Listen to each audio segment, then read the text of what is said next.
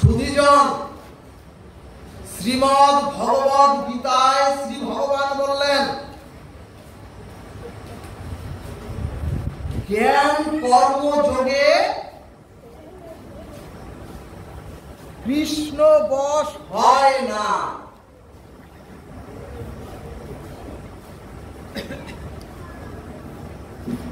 ভাগবত বললেন, জ্ঞান কর্ম যোগ ধর্মে কৃষ্ণ নহে বশ। কৃষ্ণ বশ হয় ভক্তি, একমাত্র প্রেম ভক্তি রস।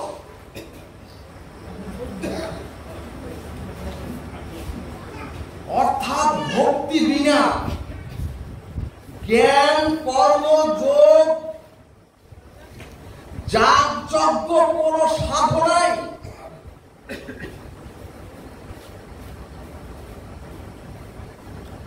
ফল অর্থাৎ পরম শান্তি দিতে পারে না। ভক্তগণ, মানুষ ভগবানকে না চাইলেও দেখবেন চরাচরে মনুষ্য জন্ম পেয়ে প্রত্যেকে সুখ চায়, প্রত্যেকে শান্তি চায়। অর্থাৎ একটা পিপিলিকা থেকে শুরু করে, একজন বদ্ধ মাতাল থেকে শুরু করে, একজন সাধুর লক্ষ্য হলো পরম শান্তি। একজন সাধুর লক্ষ্য হলো অখণ্ড সুখ।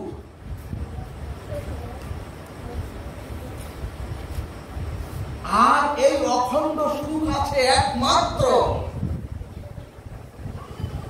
ভগবানের ভক্তিতে। এখন প্রশ্ন, ভগবানের প্রীতি ভক্তি জীবের মধ্যে শুরু হবে কিভাবে?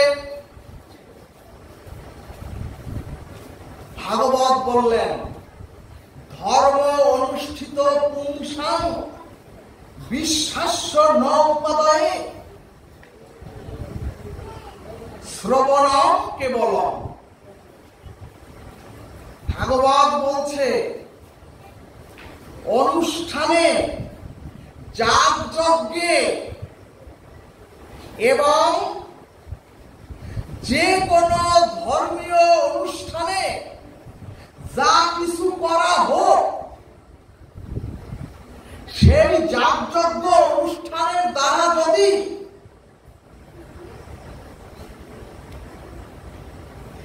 ভগবানের এই লীলা কথাতে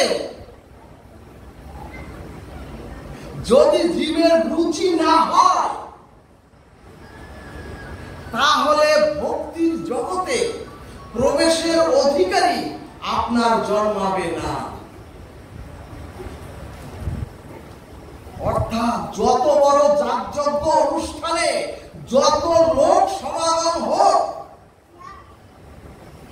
যত বড় পূজা পার্বণ আপনি ঘটা করে করেন, সেই পূজা পার্বণ যাগযজ্ঞের জনসমাবেশে যদি ভগবানের কথাতে আপনাদের রুচি না হয়,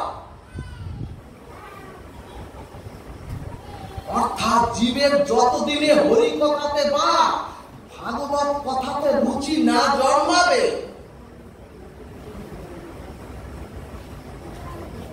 যতদিনের জীবের হরি কথাতে তৃষ্ণা না জন্মাবে, ততদিনে আপনাদের আপনার আমার ভক্তির জগতের অধিকারী জন্মাবে না। রাধে রাধে। ভক্তগণ, কুরুক্ষেত্রের যুদ্ধে শ্রীমদ্ ভগবদ গীতাতে অর্জুনের সমস্ত মোহ ভগবান দূর করেছিলেন। ভগবান শ্রীকৃষ্ণ তার দিব্য বাণী দিয়ে কোন পূজা পার্বণ আর যাগযজ্ঞ করে নয়। শ্রীমদ্ ভাগবতে পরীক্ষিত মহারাজ তক্ষক দংশনের অভিশাপ থেকে 7 দিনে মুক্ত হয়ে গোবিন্দের চরণ প্রাপ্ত হয়েছিলেন। শ্রী সুখদেব গোস্বামীর মুখে হরিকথা শ্রবণ করে। এই জন্যই সকল শাস্ত্র বলছে, যতদিনে হরিকথাতে আপনার রুচি না জন্মাবে ততদিনে যাগযজ্ঞ, অনুষ্ঠান, পূজা, লোক সমাগম সব বৃথা। দেখবেন ভক্তবৃন্দ, হরিকথা শুনতে গেলে অনেকের ঘুম পায়। হরিকথা শুনতে এসে অনেকে হরিকথার থেকে উঠে চলে যায়। আবার দেখবেন শরীরের ব্যাধিগুলি হরিকথাতে বসলে তখন বেশি প্রকট হয়ে ওঠে। আবার কারো বাহ্যক্রিয়া অর্থাৎ দেখবেন মলমূত্র ত্যাগের বেগ এসে যায়। ভাগবত বলছে এরা কেউ ভক্তি রাজ্যে প্রবেশের অধিকার অর্জনই করেননি।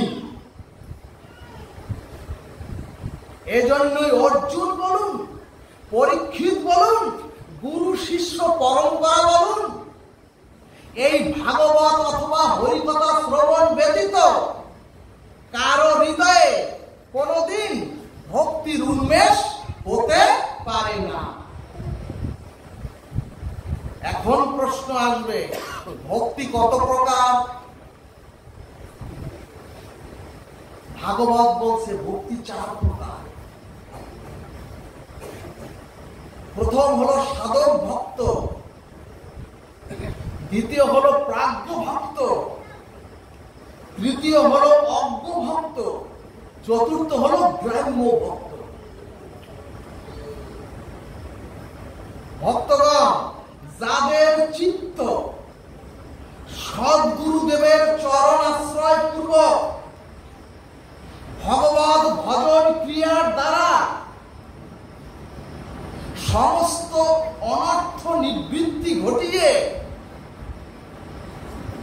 যারা ভগবত রসে সিক্ত হয়েছেন বা সিক্ত হতে পেরেছেন তারাই হলেন সাধক ভক্ত। আর যারা প্রাজ্ঞ ভক্ত, ভাগবত বলছে প্রাজ্ঞ ভক্তদের মধ্যে ভগবত রস শাস্ত্রের তাৎপর্য নিহিত আছে। অর্থাৎ তারা ভাগবত রসের কথা, ব্রজ মহিমার কথা, নবদ্বীপ চন্দ্রের কথা, সংকীর্তন রসের লীলা কথা তারা পাণ্ডিত্যের দ্বারা ঘন্টার পর ঘন্টা শাস্ত্র বলতে পারে, কিন্তু হৃদয়ে তাদের সেই ব্রজ রসের অনুভূতি জন্ম নেয় নাই। তাদেরকে বলে প্রাজ্ঞ ভক্ত। ভাগবত বলছে প্রাজ্ঞ ভক্তদের ব্রজরসের পাণ্ডিত্যের দ্বারা তারা ঘন্টার পর ঘন্টা শাস্ত্রের প্রচার করতে পারে, কিন্তু হৃদয়ে ব্রজরসের চর্বণ অথবা ব্রজরসের অনুভূতি তাদের নাই। তারাই হচ্ছে প্রাজ্ঞ ভক্ত। তৃতীয় হচ্ছে অজ্ঞ ভক্ত, যারা সমস্ত দর্শন, যারা সমগ্র শাস্ত্রের জ্ঞান তাদের মধ্যে আছে, অথচ ভগবানের ভক্তি শাস্ত্রে তাদের কোনো চর্চা নাই। তাদেরকে বলে অজ্ঞ। ভক্তগণ, কথাটি আরেকবার বলি, শাস্ত্রে যাদের জ্ঞান আছে, অর্থাৎ শাস্ত্র জ্ঞান, কর্মশাস্ত্র, বেদাতি শাস্ত্র, উপনিষদ শাস্ত্র সব তাদের জ্ঞান আছে, কিন্তু ভক্তি শাস্ত্রে তাদের কোনো রুচি নাই। তাদেরকে ভাগবত বললেন অজ্ঞ। সুধীজন, একটি প্রচুর মাছওয়ালা পুকুরের মধ্যে পাতলেন, প্রচুর মাছওয়ালা সরোবরের মধ্যে দক্ষ শিকারী আপনারা বড়শি ফেললেন, কিন্তু ওই বড়শিতে আধার দেননি। অর্থাৎ সমগ্র শাস্ত্রের তার পাণ্ডিত্য আছে, কিন্তু ভক্তি শাস্ত্রে তার রুচি নাই, তারাই হচ্ছে অজ্ঞ। আর চতুর্থ হচ্ছে গ্রাম্য ভক্ত। সুধীজন, এই জড় জাগতিক শব্দ স্পর্শ রূপ রস গন্ধের আমোদে যারা এই জগৎকে ভোগ করতে থাকে তারা হচ্ছে গ্রাম্য ভক্ত। অর্থাৎ যারা আহার নিদ্রা ভয় মৈথুন আর পশুবৃত্তির দ্বারা আক্রান্ত হয়ে যাদের মধ্যে ব্রহ্ম জিজ্ঞাসা, ভগবত ভক্তির জিজ্ঞাসা নাই, আমি কে, কেন এলাম, কোথায় যাব, এই তৃষ্ণা যাদের জিজ্ঞাসা জাগে নাই তারাই হচ্ছে গ্রাম্য। যারা স্ত্রী পুত্র ঘর কন্যা লোভ মোহ রসে যারা মজে রইল তাদেরকে বলা হচ্ছে গ্রাম্য ভক্ত। সুধীজন, ভাগবত বলছে কৃষ্ণ তত্ত্ববেত্তা বৈষ্ণব সদ্গুরুর চরণাশ্রয় পূর্বক সাধু সঙ্গে বৈষ্ণবের চরণ ধূলির দ্বারা ভগবানের ভজন ক্রিয়ার দ্বারা অনন্ত জন্মের পাপাদি অনর্থগুলি যার হৃদয় থেকে সরিয়ে ফেলতে পেরেছেন তারাই ভগবত ভক্তির অধিকারী। অর্থাৎ যাদের হৃদয়ে অনুভূতি জেগেছে ভগবানের ভক্তি ছাড়া এ জীবনে আমার কোনো কল্যাণ, ভগবানের ভক্তি ছাড়া আমার কোনো মঙ্গল দ্বিতীয় নাই, এবং এই সিদ্ধান্তে যারা উপনীত হতে পেরেছেন তারাই ভক্তির পাত্র। এজন্যই ভক্তি লাভ করতে গেলে আমাদের জানতে হবে ভক্তির লক্ষণটা কি এবং কাকে ভক্তি বলে।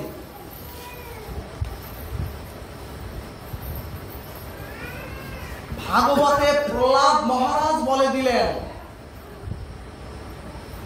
ভগবানের জন্য অসীম চির অতৃপ্ত একটি অতি সুতীব্র অনুভূতি আকুতি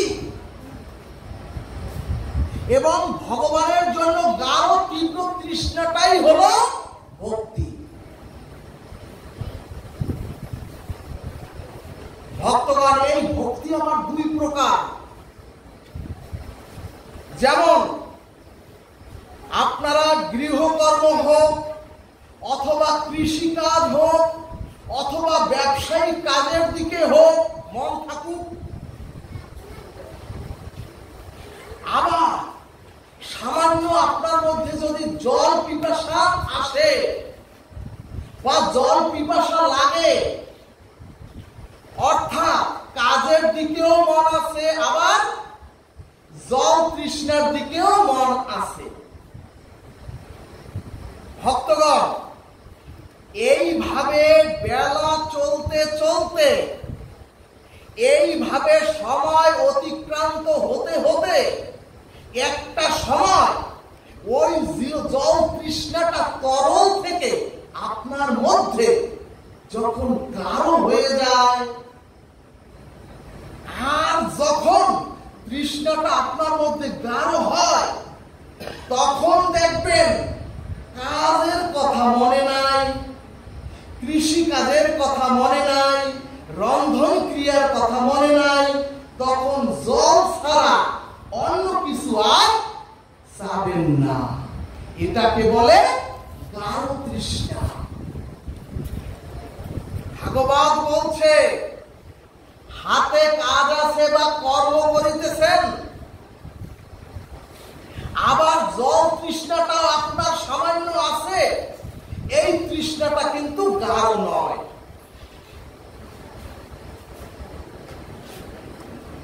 যখন সময় অতিক্রান্ত হতে হতে ওই তৃষ্ণাটা আপনার মধ্যে গাঢ় তীব্র হতে লাগবে, তখন আর হাতের কাজ, তখন আর সংসারের কাজ আপনাদের মনে থাকবে না, একমাত্র জল ছাড়া। একে বলে গাঢ় তৃষ্ণা। ভগবানের জন্য যখন তীব্র অতৃপ্ত একটি আকুলতা, আপনার ব্যাকুলতা, গাঢ় তৃষ্ণা জন্মাবে, অর্থাৎ ভগবানকে ভালো না বেসে ভগবানকে ছাড়া আর কাউকে যখন আপনার ভালো লাগবে না, এটাই হলো ভক্তি। স্বস্তি দেব ভক্তগণ, ভক্তি মানে পাহাড় সমান শাস্ত্র পড়তে হয় না। ভক্তি মানে ডাক্তার, ইঞ্জিনিয়ার, ব্যারিস্টার হতে হয় না।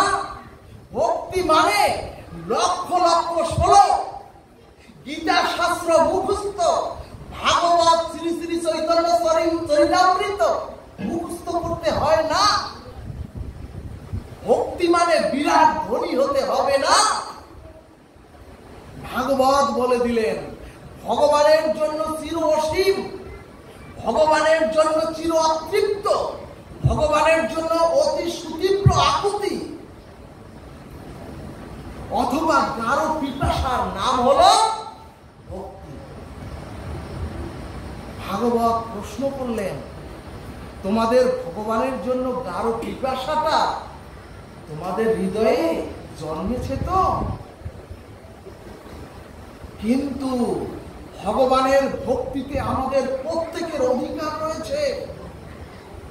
কারণ পিতার সম্পদে যেমন প্রত্যেকটি সন্তানের পূর্ণ অধিকার, তেমনি ভগবানের ভক্তিতে আমাদের পূর্ণ অধিকার। কিন্তু এই অধিকারের যোগ্যতাটা, ওই ব্যাকুলতাটা, ওই আকুলতাটা, তৃষ্ণাটা আমাদের ভিতরে জাগে না।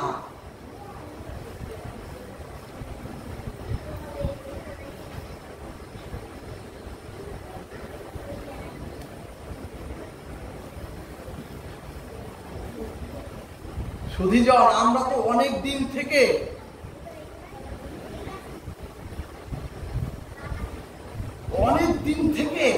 হরিনাম করছি, অনেক দিন থেকে, গতকালকেও ভাগবত শুনলেন, হরিকথা শুনলেন, অনেক দিন থেকে ভাগবত আসরে যাচ্ছি, অনেকে আবার অনেক তীর্থ ভ্রমণ করেছি, কিন্তু এতে করেও আমাদের ভেতরের রোগ সেরেছে তো? এই প্রশ্ন এখন জগৎ জীবের কাছে করতে হবে, প্রত্যেকের কাছে প্রত্যেকে করতে হবে।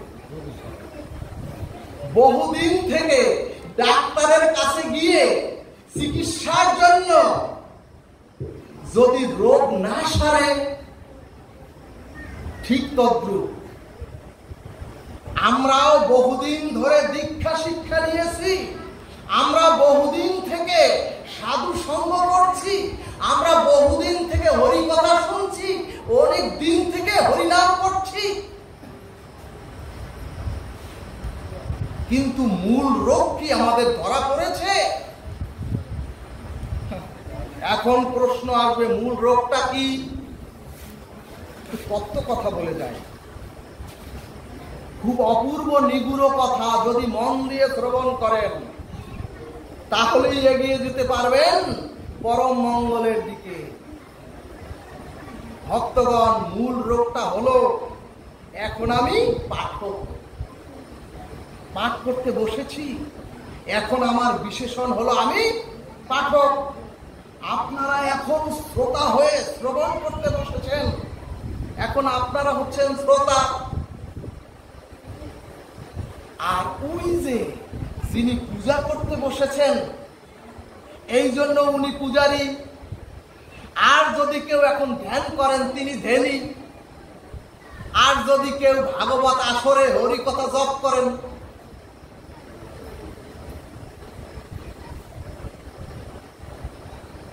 তাহলে গৌর ভক্তবৃন্দ, আপনি যখন পূজা করছেন তখন আপনি পূজারী, যখন ভাগবত পাঠ করছেন তখন পাঠক, আপনি যখন কীর্তন করেন, তুলসী বন্দনা করেন, তখন আপনি কীর্তনিয়া, আর আপনি যখন শ্রবণ করছেন তখন আপনারা শ্রোতা। এখন প্রশ্ন, এই শ্রবণ কীর্তন পূজা পাঠের বাইরে আমি যে ব্যবহারিক অথবা সাংসারিক অথবা সমাজে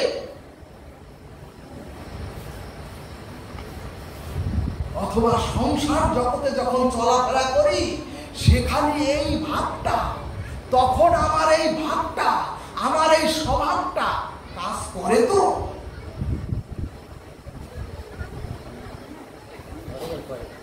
ও মা, বোঝা গেছে প্রশ্নটা? এখানে পাঠক হয়ে যে ভাবাবিষ্ট হয়ে আমি বসেছি, আপনি শ্রোতা হয়ে যেভাবে নিবিষ্ট হয়ে হরিকথা শ্রবণ করছেন, আপনারা হরিনামে যেভাবে আবিষ্ট হয়ে হরিনাম করেন,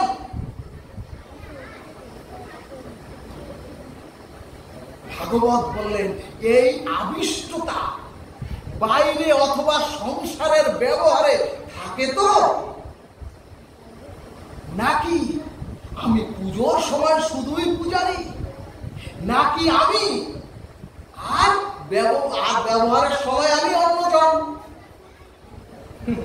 আবার পাঠকের সময় আমি পাঠক থাকলাম, আর আমার ব্যবহারে স্ত্রী পুত্র পাড়া প্রতিবেশীর সাথে যদি আমি তখন ওই পাঠকগিরি না করি, আচরণ না করি, আবার আমি যখন শ্রোতা হরিকথা শ্রবণ করছেন, কিন্তু এখান থেকে বাইরে অথবা সংসারে ব্যবহারে যদি এই শান্ত ভাব না থাকে, আপনাকে জানতে হবে, আপনাদের জানতে হবে, এতদিন আপনার সাধু সঙ্গ, হরি কথা, হরি নাম সফল হয়নি। অর্থাৎ আপনাদের রোগের গায়ে, মূল রোগের গায়ে এখনো হাত পড়েনি।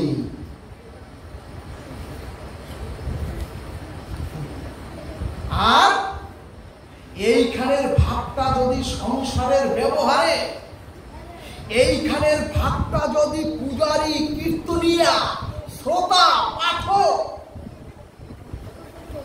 এই ভাবটা যদি সংসারে ব্যবহারে সমাজে যদি থাকে, তাহলে জানবেন আপনার পুরো রোগটা সেরেছে এবং আপনার সাধু সঙ্গ সার্থক হয়েছে। জয় নিতাই গৌর হরিবল। এখন প্রশ্ন আসতে পারে, এখানে ভাবটা কেমন? ও মা, ঘুমাইও না, সামনে বহু ঘুম। ভাগবত আসরে ভালো না লাগলে স্বর্গে গিয়েও শান্তি পাবে না। এখন প্রশ্ন আসতে পারে, এখানে ভাবটা কেমন? ভাগবত বলছে এখানে সাধু সঙ্গে ভাগবত আসরে নারী পুরুষ সব একত্রে আমরা বসলেও, একত্রে বসলেও কারো মনে কোন প্রকার বিকার জন্ম নিচ্ছে না। তার মানে এখানের যে ভাবটা, অর্থাৎ পর নারী পর স্ত্রী, আমার মা বোনেরা পাশে বসে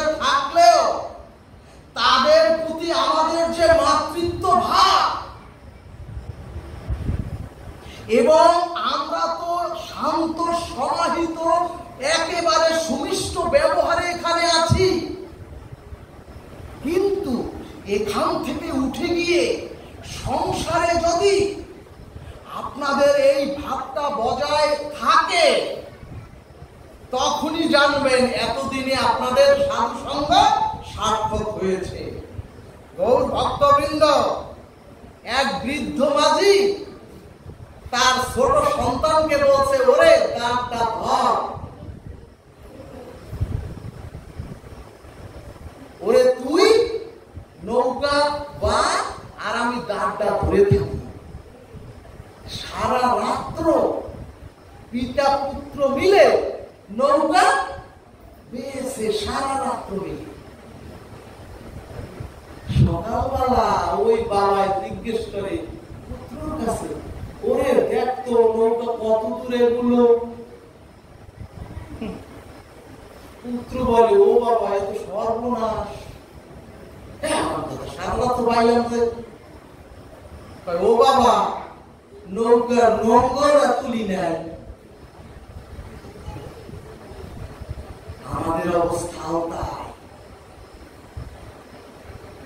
আমাদের অবস্থাও তাই। সাধু সঙ্গ করে যদি আপনার স্বভাবের গায়ে হাত না করে, যদি পিতামাতার প্রতি শ্রদ্ধা, পিতামাতার প্রতি ব্যবহারে যদি শুদ্ধতা না আসে, দিন শেষেও যদি পিতামাতার চরণে প্রণতি না দিতে পারেন, যদি পাড়া প্রতিবেশীর সাথে ব্যবহার, মনুষ্য জীবনের সমাজে যদি ভদ্রতা না আসে, ভাগবত বলছে আগে ভক্ত হওয়ার দরকার নাই, আগে তোমরা ভদ্র হও। অর্থাৎ আগে আপনার কৃষ্ণ ভক্ত, আগে রাম ভক্ত, আগে কালী ভক্ত, আগে লোকনাথ ভক্ত হওয়ার দরকার নাই। আগে আপনাকে ভদ্র হতে হবে, তারপরে ভক্ত হতে হবে। শুধু যান ভক্ত হওয়া অথচ আমার ভদ্রতা নাই, জানবেন সাধু সঙ্গ হরিকথা কোনো কাজে আসে নাই, আর আমাদের রোগ সারে নাই। এখন হিন্দু সমাজে, সনাতনী সমাজে অবস্থাও তাই। মন্দিরে গিয়ে, ওই মন্দিরকে বানিয়েছে মানুষ ইট কাঠ পাথর দিয়ে, সেই মন্দিরে গিয়ে ধূপ প্রদীপ জ্বালায়।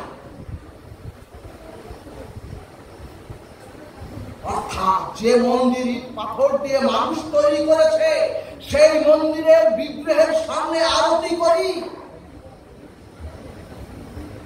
কিন্তু যে দেহ মন্দির, শ্রীনিবাস রূপীর দেহ মন্দির, যে গোবিন্দ নিজে গড়েছেন, সেখানে যদি বিড়ি সিগারেট তামাক জর্দা খাই, ভক্তগণ কষ্ট দেওয়ার জন্য বলছি না, ভাগবত মানুষকে সংশোধন করে, ভাগবত মানুষকে ভদ্র করে, ভাগবত মানুষকে সংস্কার করে, প্রত্যেকটি মানুষকে একটি দিব্যকান্ত দেহ তৈরি করে নিত্য ধামে পৌঁছে দেয় এই ভাগবত হরিকথা। ভগবান শিব হচ্ছেন বৈষ্ণবানাম যথা শম্ভু। সেই শিব পূজায় যদি নেশা ব্যবহার করেন, ভক্তগণ যিনি সদা সর্বদা পঞ্চমুখে ভগবানের নামে ধ্যানে মগ্ন, তাকে দিচ্ছি আমরা নেশা, এই জাতিকে বোঝানো গেল না। এগুলো হিন্দু ধর্মের কোন শাস্ত্রে লেখা নাই। আমরা কোন হিন্দুর মন্দিরে অমেদ্য পেঁয়াজ রসুন মাছ মাংস তুলি না, কিন্তু আজ ভগবানের একাদশী তিথি, এই হরিবাসর তিথি, একাদশী তিথিতে কেন শ্রীনিবাস রূপী দেহ মন্দিরে ওই অমেদ্য জিনিস তুলব? সকল শাস্ত্র বলছে স্ত্রী হত্যা, মাতৃহত্যা, এমনকি ব্রহ্ম হত্যা করলেও সেই পাপের প্রায়শ্চিত্তের বিধান শাস্ত্র রেখেছেন। কিন্তু জেনে শুনে সনাতনী হিন্দু কোন নরনারী যদি জিহ্বার লালসায় একাদশী ব্রতে পঞ্চশস্য খায়, সেই পাপের প্রায়শ্চিত্তের কোন বিধান নবরত্ন গ্রন্থের কোথাও লেখা নাই। ভক্তগণ, শাস্ত্র শব্দের অর্থ হচ্ছে যে আপনাকে শাসন করে আপনাকে সংশোধন করতে পারবে তাকে বলে শাস্ত্র।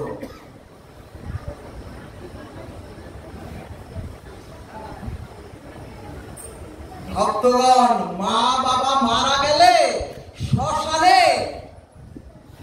মদ বা বিড়ি সিগারেট খেতে হবে? কত বড় জাতির একটা অধঃপতন হলে, কত বড় অধঃপতন হলে শ্মশানের মতো পবিত্র জায়গায় নেশা দিতে হয়? ভক্তগণ, এগুলো পৃষ্ঠা, এগুলো ভাগবতের পৃষ্ঠার অক্ষর ছাপানো নয়। গীতা ভাগবতকে অমান্য করলে শাস্ত্র আপনাকে সাজা দেবে, এবং শাস্ত্রকে অমান্য করেই আজ আমাদের শুধু এখানে নয়, ভারতে বলেন আর নেপাল বলেন,